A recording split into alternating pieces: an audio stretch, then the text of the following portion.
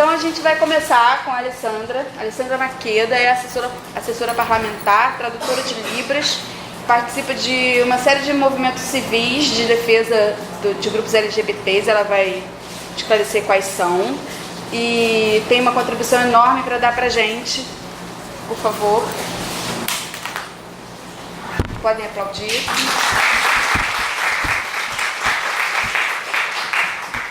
Eu mesma vou ficar aqui fazendo companhia para você. Obrigada. Então, a gente teria uma dinâmica um pouco diferente e hoje, então, acredito que a gente vai ganhar de qualquer maneira, porque a possibilidade de conversa com vocês vai ser maior. Tá? Então, a Alessandra é o Cláudio. Estou indo para as barcas. Ele vai tentar. Tá. Vai tentar. Porque acredito que mesmo que ele chegue aí rapidinho, o que acontece? O Cláudio tem um trabalho de gestão, né? Ele ajudou a implementar no sistema prisional um projeto que visava o fortalecimento da possibilidade de manutenção das identidades trans no cárcere. Porque, como vocês sabem, pessoas trans e travestis aqui no Rio de Janeiro ficam presas em presídio masculino. E havia uma série de situações de descaracterização das identidades, né?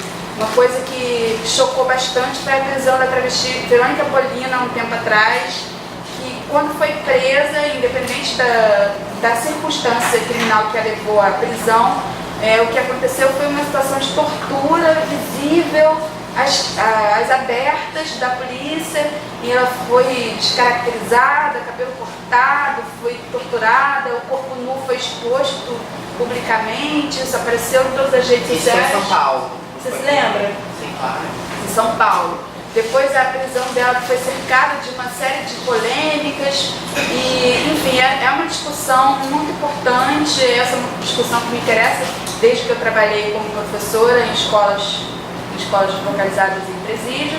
Eu tive alunas travestis e era uma coisa que sempre me preocupava, porque elas não duravam nada em sala de aula. Assim como as escolas aqui de fora, logo elas evadiam. E a escola, por sua vez, não achava que tinha nada a ver com isso, não achava que era problema dela. Criar alguma política, criar algum recurso, criar alguma estratégia para mantê-las em sala de aula. Não acho que a escola estava preocupada com isso realmente, como não está aqui fora. Tá? Então, Alessandra, por favor. Boa noite. Boa noite. Primeiro, uma honra estar aqui, é um prazer estar aqui. Eu, Alessandra, acredito no poder e no valor da educação para transformar mentes e corações. E que legal de ver uma plateia tão plural. Né? Semana passada ou retrasada eu estava na UF e todos os alunos eram brancos e loiros. E para mim, quando eu estou aqui, estava na UF, estava na PUC e todos os alunos eram brancos e loiros. E aqui ver rostos diferentes, plurais, misturados, todos juntos, para mim isso é importante, acho que faz parte do valor da educação e acho que assim a gente aprende mais. E esses valores que a gente coloca aqui, que o assunto que a gente vai falar vai fazer muita diferença na vida das pessoas. Eu acho que vocês podem servir como multiplicadores dessas informações, multiplicadores das questões de direitos humanos, saber que existem corpos na sociedade que são menos privilegiados que outros e que estão sofrendo, que são corpos tidos como indesejáveis. E quando a gente fala de corpos indesejáveis, a gente sabe que a gente está falando de populações específicas. A gente está falando de populações como, por exemplo, as pessoas negras. E aí a gente está falando das pessoas negras de pele escura e que vieram oriundas de áreas, comunidades, favelas, de áreas pobres. A gente está falando de um recorte muito específico. A gente está falando de pessoas nordestinas. O que eu estava falando específico? Corpos indesejáveis. Obrigada. E que esses corpos indesejáveis, eles estão para a sociedade brasileira como algo a ser normatizado. Né? E aí eu estou falando dessas pessoas específicas, que têm traços, características específicas, que nasceram num lugar específico, que tem uma cor de pele específica. Mas eu também estou falando de pessoas que têm identidades específicas. Né? E quando a gente vai falar dos corpos LGBTs, as pessoas não pensam, geralmente, na criminalização desses corpos, mas eles também são criminalizados. Principalmente aqueles corpos que não estão normatizados dentro do padrão branco normativo. Aquelas pessoas LGBTs que são de pele preta, que estão nas comunidades, aquelas pessoas LGBTs que são travestis, as pessoas trans, as mulheres trans e as travestis, principalmente as travestis, vão vir também a ser criminalizadas e terem os seus corpos criminalizados com uma tentativa de apagamento desses corpos. E qual é a política para você fazer isso? Você cria no sistema penal uma série de itens que você sabe que aquela população ali não vai conseguir, na sua totalidade, cumprir. Você normaliza aqueles corpos através da criminalização deles. Você inventa categorias penais que você sabe que ali naquela população vai ter um alto índice de criminalidade, ou seja, de você cometer aqueles crimes que você inventou, que você pensou como categoria penal, e você dá valor ao patrimônio ao invés de dar valor às pessoas. Ou seja, hoje em dia um celular ele custa muito mais do que a vida de uma pessoa no Rio de Janeiro e no Brasil inteiro. Tanto é que quando o Supremo decidiu que celulares com valores de menos de R$500 fossem considerados que crimes cometidos, roubos cometidos de celulares, roubos ou furtos de celulares de valores de menos de R$500 cairiam na insignificância penal, ou seja, seriam crimes que não seriam dignos de você prender a pessoa, de você instaurar um processo, quer dizer, o processo já está instaurado, mas de continuar com o processo, a maioria da sociedade brasileira reclamou, porque essa lógica penal já está inscrita nos nossos corações e mentes. Nós repetimos a todo momento que a lei brasileira é fraca. Nós repetimos a todo momento que as nossas leis não pegam. A gente repete a todo momento que não gosta dos direitos humanos, sem mesmo saber o que são direitos humanos. As pessoas não entendem o que são direitos humanos. Para elas, direitos humanos é você prender, é você soltar bandido, é você lidar com bandido. E o que acontece nisso tudo? Os corpos LGBTs são apagados tanto das políticas de enfrentamento ao encarceramento em massa, ou seja, quando a gente fala de encarceramento em massa, a gente fala de favelas, a gente fala de pessoas negras, mas a gente esquece de falar que pessoas LGBTs também estão nessa lógica de encarceramento em massa. A gente esquece de falar que as travestis transexuais são presas na rua sem motivo nenhum. A gente esquece de falar que às vezes uma travesti está num grupinho ali na rua e ela foi pega e as outras pessoas não são revistadas, mas ela vai ser revistada. E se ela não tiver documento, ela é levada para bater, para tocar piano, né? Que é o tocar piano é a expressão que se usa para você ir lá buscar os dados da pessoa, para você ser sarqueada, como fala na linguagem policial. E as travestis estão lá. Mas eu estou falando disso tudo de um lugar muito, muito especial. Eu fui uma dessas travestis. Eu sou uma mulher trans. Sou uma travesti. Eu fui uma dessas pessoas que o sistema prisional absorveu. Eu passei por ele. Eu fiquei presa. Eu passei por várias unidades prisionais. E eu sofri na minha pele todo o descaso que o sistema prisional causou, que o sistema prisional tem com as pessoas LGBTs. Né? Então, eu sofri em primeira pessoa. né? Essas questões eram questões que a própria comunidade LGBT não falava e ainda tem dificuldade de falar. A comunidade LGBT, ela também tem as suas dificuldades, primeiro porque o discurso gay ele se sobrepõe aos outros discursos. Segundo, porque quando esse discurso se sobrepõe, ele se sobrepõe normatizado, ou seja, é um discurso branco de classe média. E aí você não consegue trabalhar temas que a gente pode falar que são periféricos. Periféricos não porque é de pobreza, mas periféricos porque estão na periferia desse discurso gay branco. E aí a gente pega esses temas, que são os temas do encarceramento da população LGBT, do encarceramento principal das travestis que são negras, que são nordestinas, porque são esses os corpos que são metidos lá dentro da prisão. São elas que estão na rua que vão ser presas. Ou como no meu caso, que foi muito mais, tinha muito mais a ver com o racismo e com a transfobia. Porque foi num grupo de pessoas, tinha uma situação e a pessoa mesmo que cometeu o crime conseguiu se safar e eu não consegui.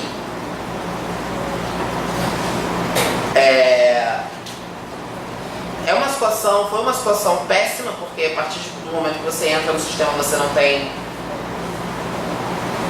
perspectiva de nada, você acha que você está sozinho, que você vai morrer, que vão te matar, que sua vida não vale nada. Primeiro porque você está sujeito a duas legislações dentro do sistema prisional. Uma é a legislação da unidade prisional, regida pela Lei de Execuções Penais e promovida única e exclusivamente pelo diretor e da unidade prisional, porque ele decide tudo se ele vai cumprir o básico ou não, no seu caso. E a outra lei é a lei interna da convivência com os detentos. Olha, eu ia falar uma coisa ali, com os detentos. Então, existe uma questão ali daqueles corpos que estão massacrados, que já estão deteriorados, com péssimas condições. Tudo aquilo que vocês já sabem do sistema prisional, e eu não vou ficar repetindo aqui, para poder aproveitar as informações que vocês não têm ainda. Então a gente já sabe que o sistema prisional é superlotado, a gente sabe que o sistema prisional ele enfrenta uma série de problemas, a gente sabe da falta de investimento, a gente sabe da comida, a gente sabe do desrespeito aos direitos humanos das mulheres e dos homens, a gente sabe de tudo isso. Mas também acontecem outros graves desrespeitos e atentados aos direitos humanos com a população LGBT. Quais são eles? Né? E aí, voltando a falar desses desrespeitos da população, basicamente, se eu pudesse resumir para vocês aqui, eu falar que as mulheres trans não têm a sua identidade respeitada. Sua identidade como pessoa, sua identidade política, sua identidade como sua subjetividade respeitada. Né? E aí você pode desdobrar em várias coisas. Corte de cabelo, não é respeitado. Nome social, não é respeitado. Os presos respeitam mais o nome social do que o agente penitenciário. Quer dizer, para o preso é mais confortável chamar aquele detento LGBT, até os gays, pelo nome feminino, porque ele submete ali, através do nome nesse caso, olha a lógica louca, e nunca é para beneficiar a gente, é sempre para fuder, desculpa.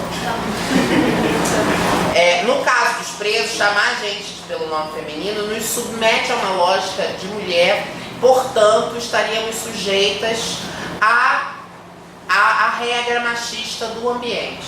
E ali eu aprendi o que era ser mulher na prática do dia a dia, porque a gente aqui, pelos privilégios que a gente vai recebendo, vai indo para ali, vai indo para aqui, você acaba dando isso por descontado, né? Você acaba tendo uma vida melhor, mas lá você vivia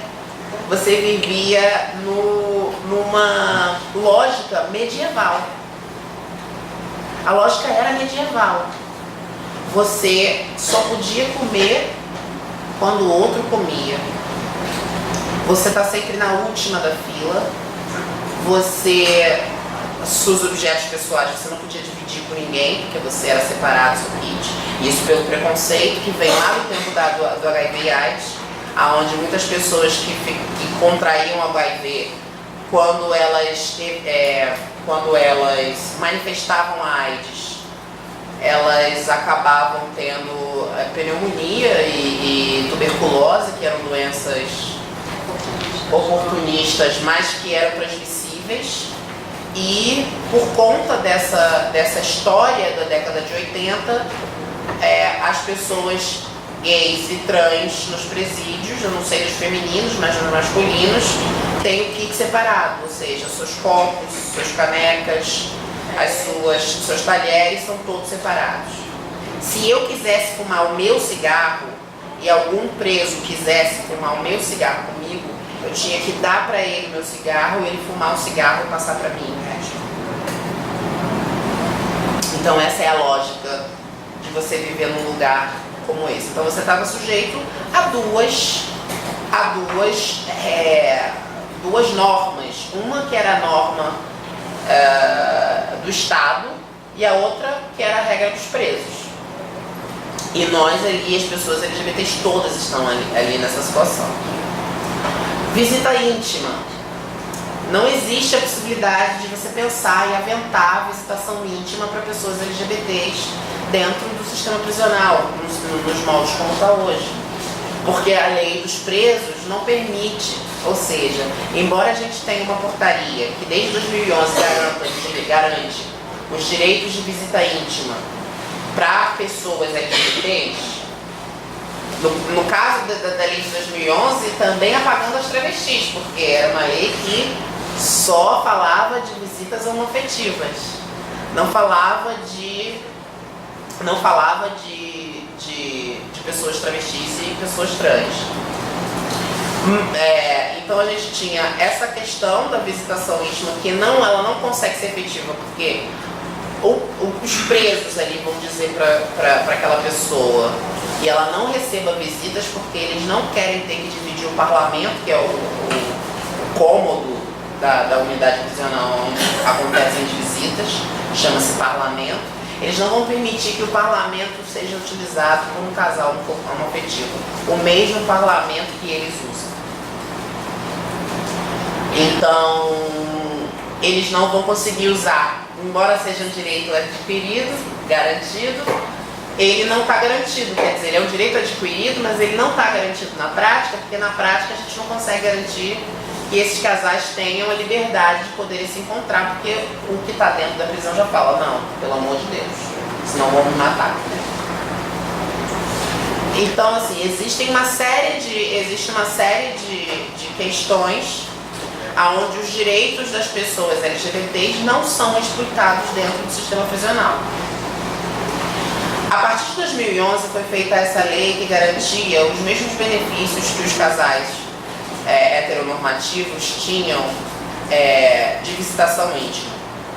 Foi através do trabalho do programa Rio Sem Homofobia, o Cláudio poderia falar mais sobre isso. Em 2011 eu estava presa, eu não participei disso.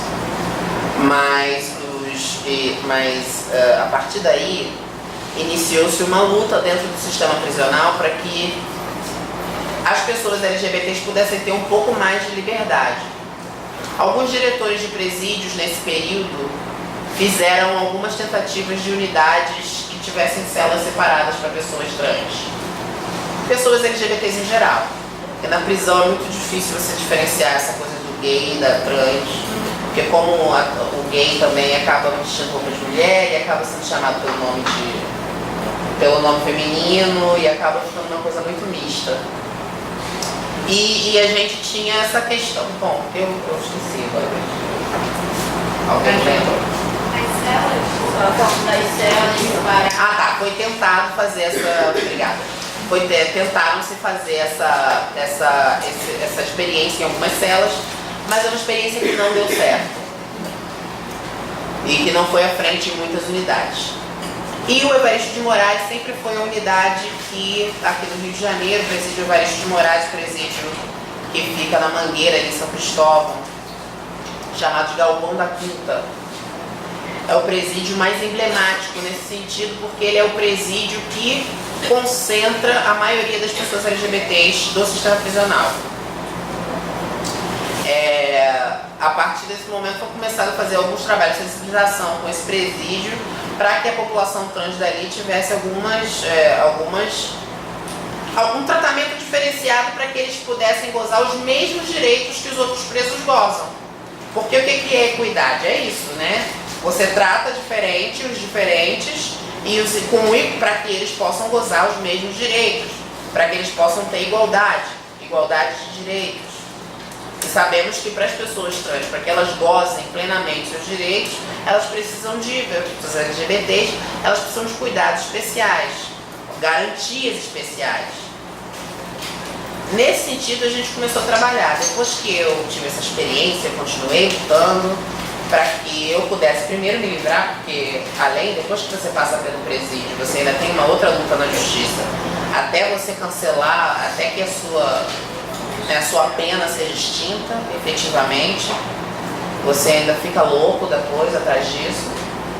E nesse trabalho, eu me juntei ao trabalho do programa do Semofobia em 2014, para justamente preparar, e aí em 2015, perdão, porque em 2015 aconteceu aconteceu a primeira pesquisa da Defensoria Pública sobre a situação de direitos humanos das pessoas trans no Rio de Janeiro. E a partir desse relatório, foi bombástico, porque ele apareceu em vários jornais e eles pediram para que uma pessoa trans que já tivesse passado pelo sistema falasse a respeito do assunto. E aí eu me candidatei. E aí apareci nos jornais, isso criou bastante notícia, e esse tensionamento fez com que a SEAP, a Secretaria de Administração Penitenciária do Rio, decidisse criar um grupo de trabalho para pensar os direitos LGBTs dentro do cárcere. A partir desse trabalho do grupo de trabalho, a gente definiu uma portaria com uma série de direitos e garantias para as pessoas LGBTs. Não sei se vocês têm conhecimento dessa portaria.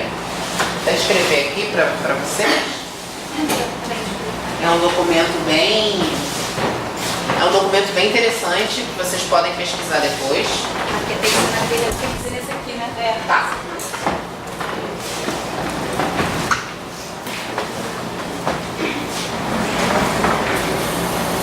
Não, é portaria, é resolução. Tá funcionando? Tá.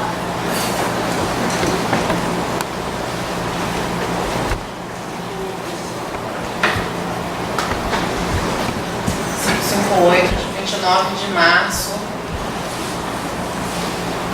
de 2015. Resolução SEAP.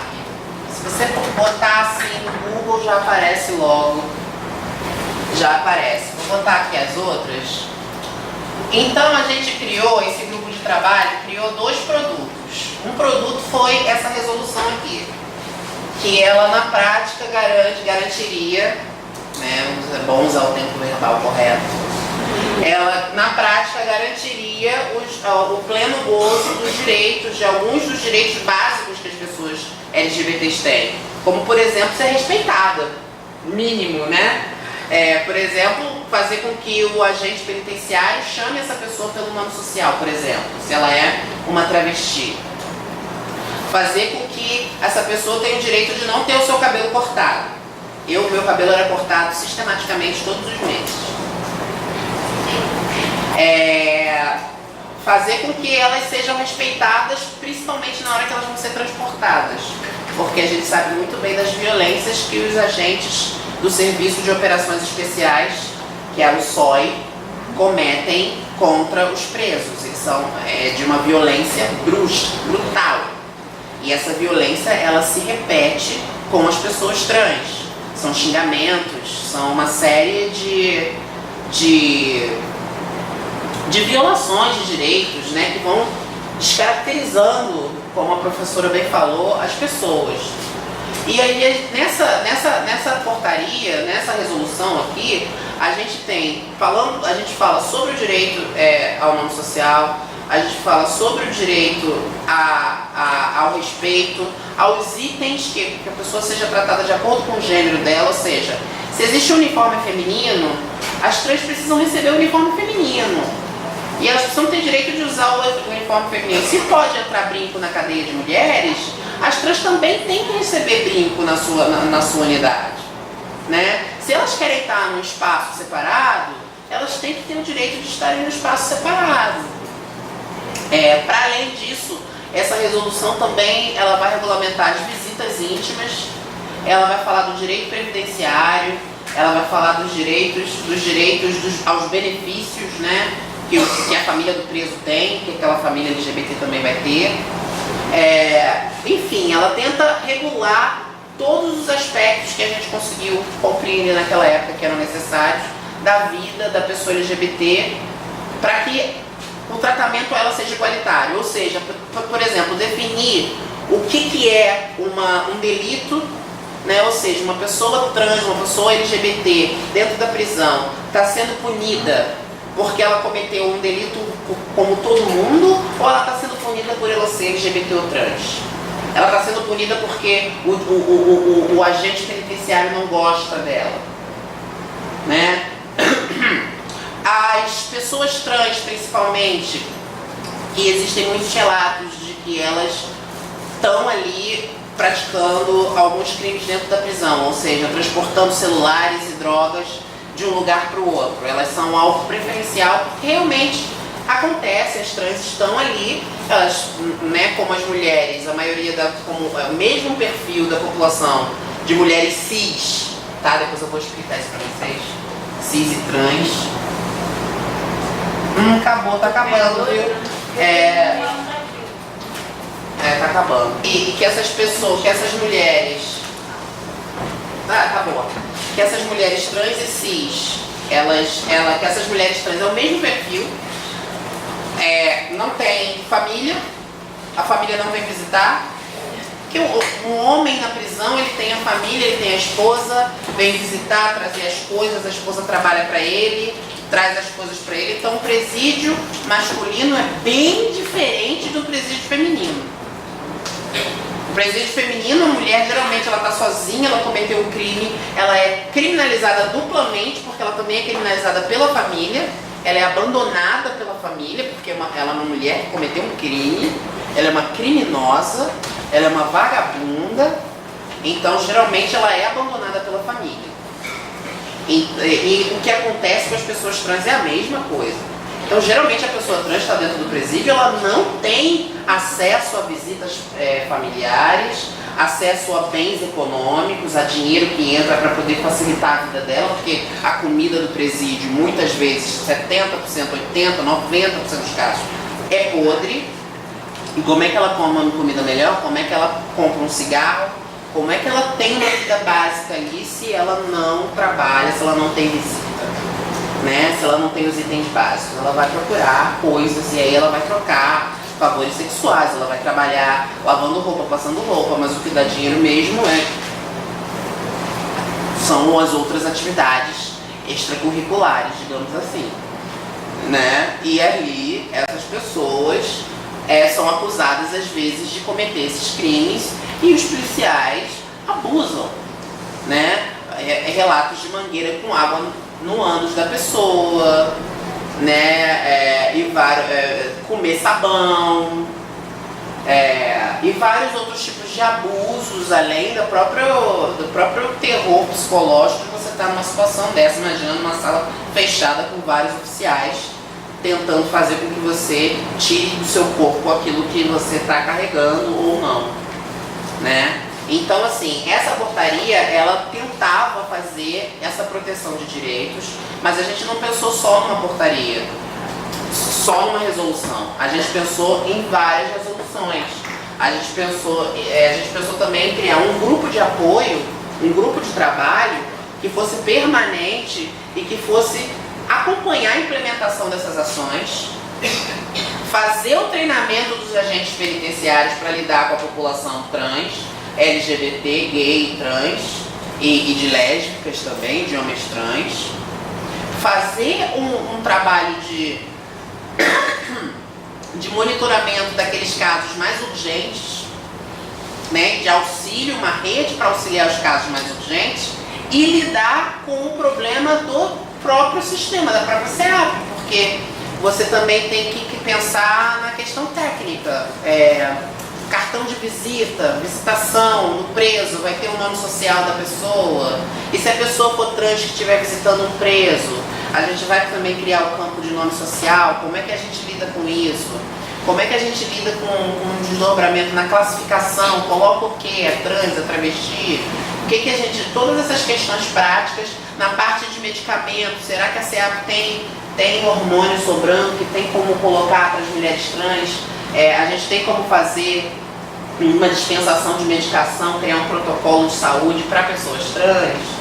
Então esse grupo de trabalho foi instaurado por essa resolução aqui, resolução 34 de 29 de março, de maio, tá? Maio de 2015. É maio aqui também, tá, gente? Desculpa.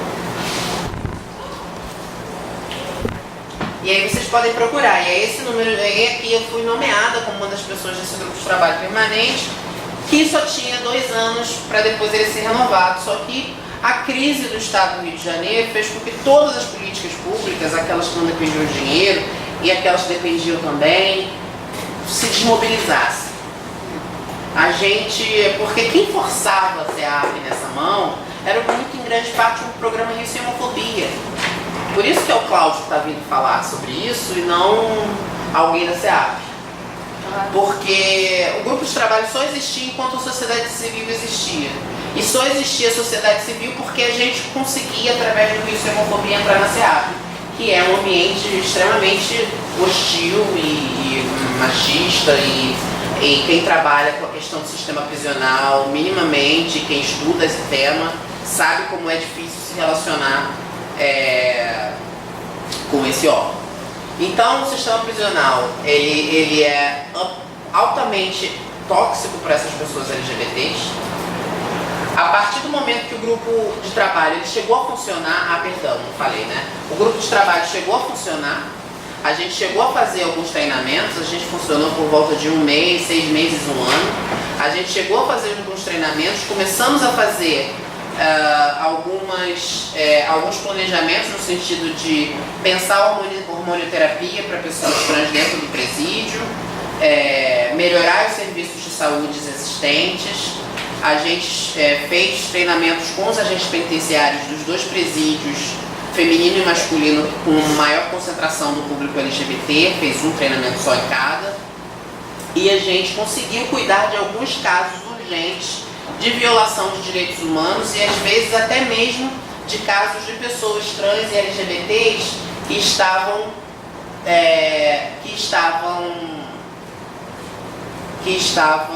por ser presas ainda, que estavam ainda na delegacia, para que a gente conseguisse amenizar alguns casos. Isso foi feito. Só que o grupo, ele existe aqui no papel, mas ele não existe mais na prática. O grupo de trabalho não existe mais na prática.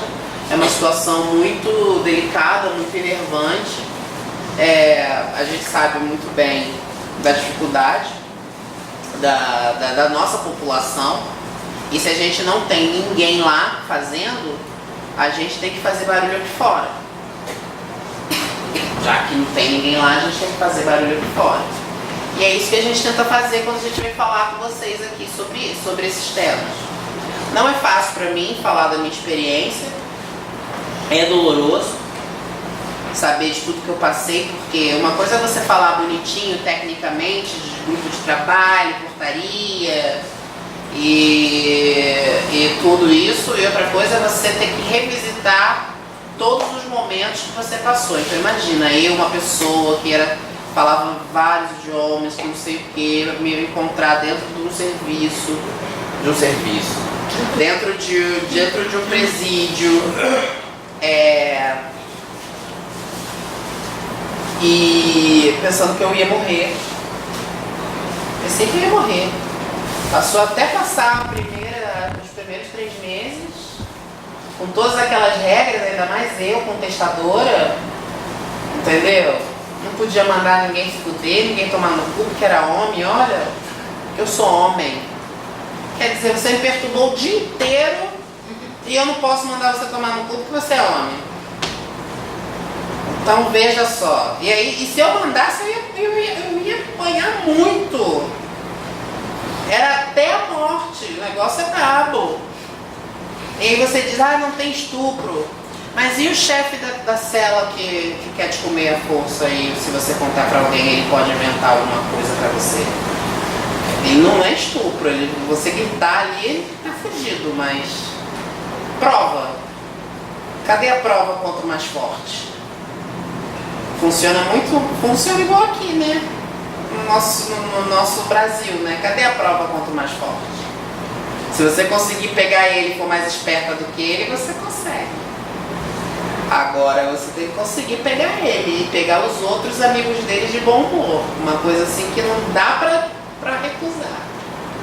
Porque se você falar mais alto que ele, também pode te bater.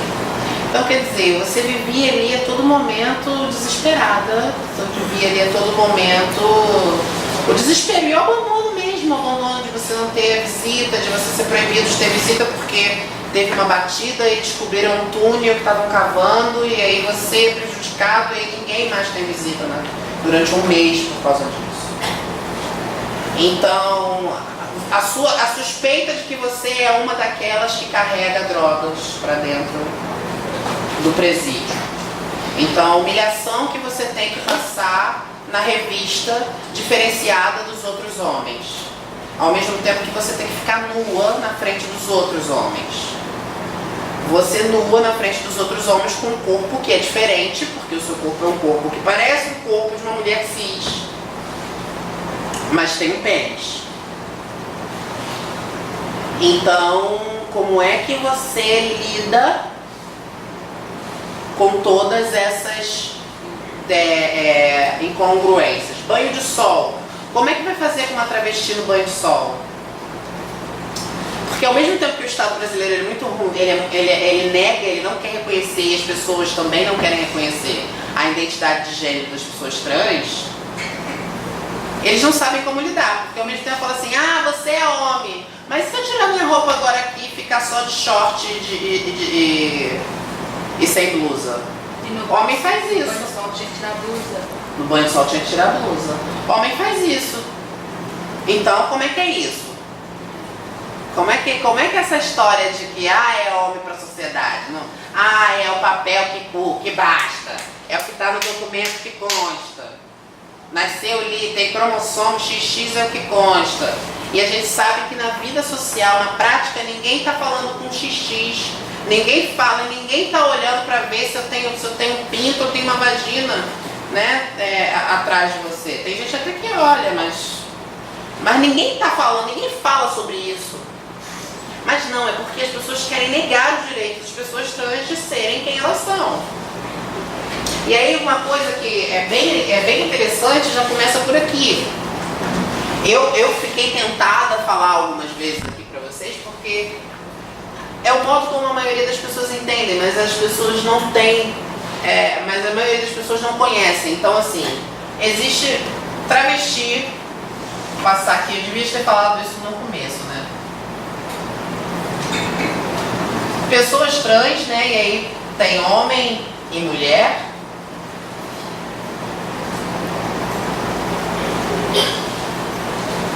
E tem as pessoas cis, gênero. Que raio, que é isso? Então assim, travesti e pessoas trans, ou seja, quando você fala de mulher trans e travesti, você está praticamente falando da mesma coisa. Travesti é a identidade política que o Brasil usa porque, historicamente, o nome das pessoas que começaram a fazer as transformações dos seus corpos, que se identificavam como trans, era travesti. Então, muitas pessoas, desde o início, sempre utilizaram o termo travesti. E elas continuam, no seu movimento social, querendo se usar o termo travesti. Hoje em dia, esse termo começa a mudar. Existem algumas pessoas que preferem usar o termo mulher trans, tá? Mas isso não necessariamente não tem nenhuma diferença, porque antigamente as pessoas falavam, porque travesti não quer operar, mulher trans quer operar. Não existe essa diferença.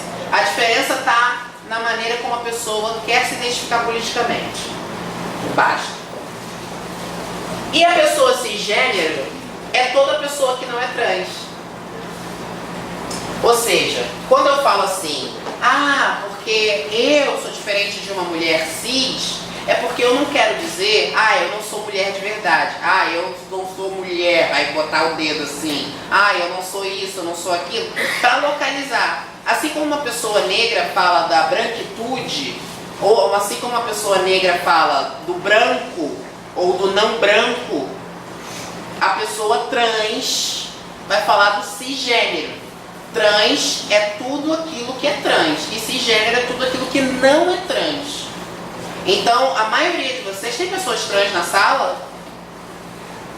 Tem alguma pessoa trans aqui na sala? Não. Não. Então, todos vocês são cisgêneros e eu sou a única pessoa trans da sala. Então, cisgênero é isso. Então, quando eu falo mulher cis, eu quero dizer a todas aquelas mulheres que não são trans, que não são travestis. Porque aí você começa a criar uma lógica de que as travestis e as mulheres trans são mulheres também. Não, independente do XX, independente do cromossomo, porque aqui a gente não está falando do que a gente vai fazer na cama, nem está falando da aula de biologia. A gente está falando de direitos. Então, em direitos, as mulheres trans são iguais a todas as mulheres. A gente não está falando aqui de quem pode ter filhos ou não pode. Porque existem várias mulheres cis que não podem ter filhos também. A gente não está falando aqui de quem tem útero e quem não tem. Porque várias mulheres cis não têm útero também. Então, basta ver que se a gente parar para pensar, a gente precisa mudar esse foco. Então, aqui é só uma questão para dizer para vocês que mulheres cisgêneros são todas aquelas que não são transgêneras. Mulheres transgêneras são aquelas conhecidas travestis, transexual, trans, mulher trans, tudo isso está no guarda-chuvinha que a gente chama de pessoas transgêneras. Tá bom? Deu para entender? Todo mundo entendeu? É isso. E o trabalho continua, gente, de dizer para vocês que é importante, muito importante, que vocês estejam ligados, né, na questão dos direitos das pessoas LGBTs, que vocês estejam ligados nesse recorte específico. Eu digo para vocês, leiam a portaria. Quando vocês forem falar do sistema prisional, sempre lembrem do recorte da violência da população LGBT, dessa violência que a população LGBT sofre dentro do sistema. Lembrando sempre que as opressões elas vão se intercruzar, as interseções elas existem, né? E que as pessoas trans elas vão sofrer mais agravadamente e as pessoas negras também vão sofrer mais agravadamente. A gente sabe que essas interseções você ainda já está dentro do sistema prisional, ou seja, além de toda a precariedade que o sistema prisional já oferece, você ainda tem pessoas que são mais discriminadas ou que precisam de uma atenção especial e que essa atenção especial ela ou está sendo negada ou ela não consegue ser garantida pelo Estado de Direito, pelo Estado brasileiro, aqui no Rio de Janeiro e em todo o Brasil. Né? Só para dizer para vocês que essa portaria, ela não é a primeira resolução, essa resolução não é a primeira, existe a resolução conjunta